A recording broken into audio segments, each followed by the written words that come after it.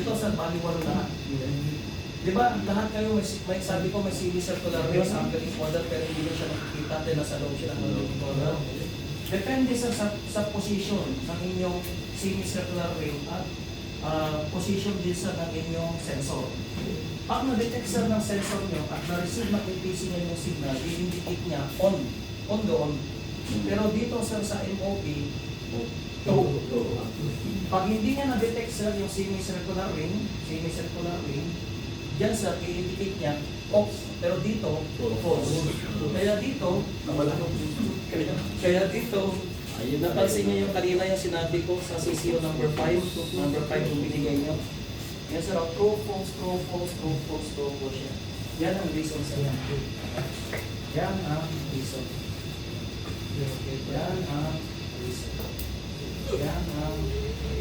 Yan, dito.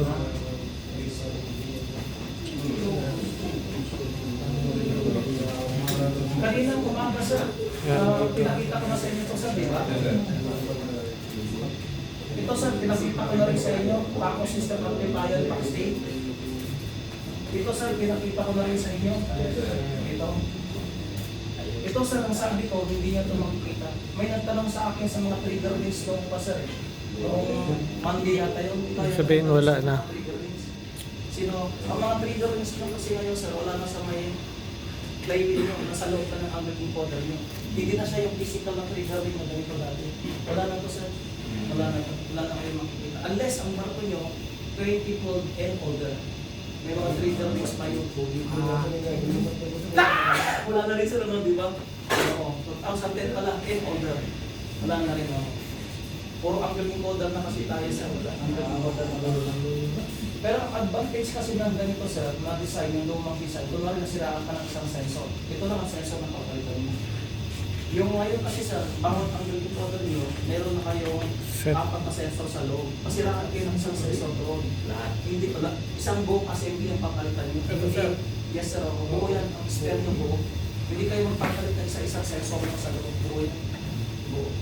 Tapos may isa pa nagtanong sa akin ng Monday. Sir, hanggang dito lang yung topic ko. Sir, wala na akong topic after this one.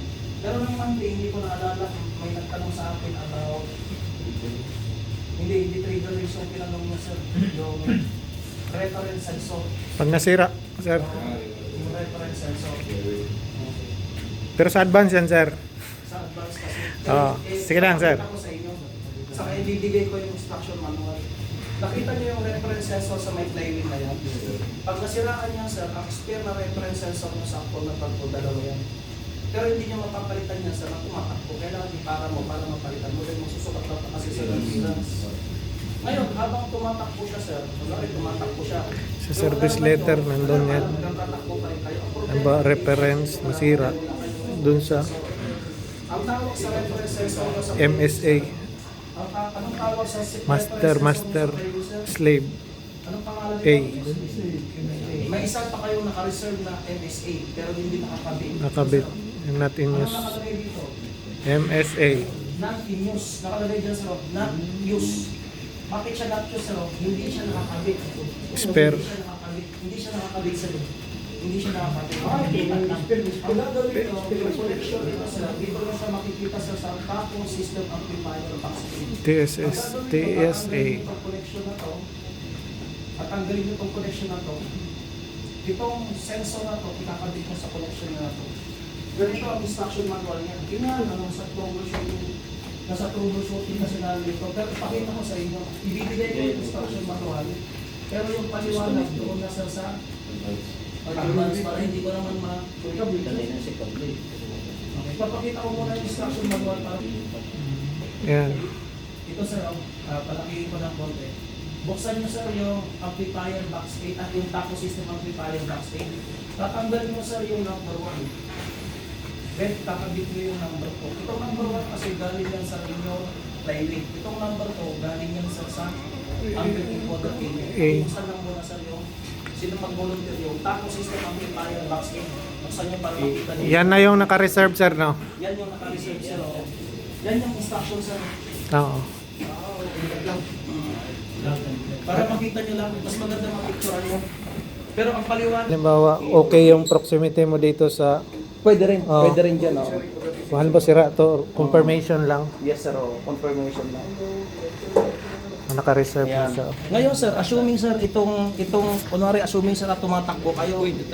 Assuming sir tumatakbo kayo, walang ilaw to. Baka natanggal lang ng itong connector ng indicator. Makita niyo sir yung dalawa. Ito oh. Ito yung number 1. Ito yung number 1, tatanggalin niyo itong number 1, ililipat niyo na yung number 1 dito. Para mawala lang yung alarma niyo temporary. So, Sige, testing. pero ito yung nakakabit dito, sir. Yes sir, sa angle encoder. Oo, yan sir. Andito sa instruction niyo. May kulay na lang sir. Pero silipat na yung plug. Overlap sir yung puro ng advance. Ayan, naka-reserve. Kailangan niyo pa bang pumarang. Pero pag halimbawa na ikabit namin dito, may indication ba sa computer na ang nakakabit na sensor ay dito? Wala na yung alarma sir. MSA pa rin yun. 90 degrees sir, yung start niya, yun pa rin. Yun pa rin. Dahil yung kwan nyo naman, yung angle encoder nyo, naka-align na yan sir Sa 90. So parang, napansin nyo sir, sinadya siya talagang hindi nakakabit. Hindi siya nakakabit eh. For pero lahat may ganito, sir. Lahat yan. Testing na natin sir. Nandito na tayo sir. Tanggalin nyo sir.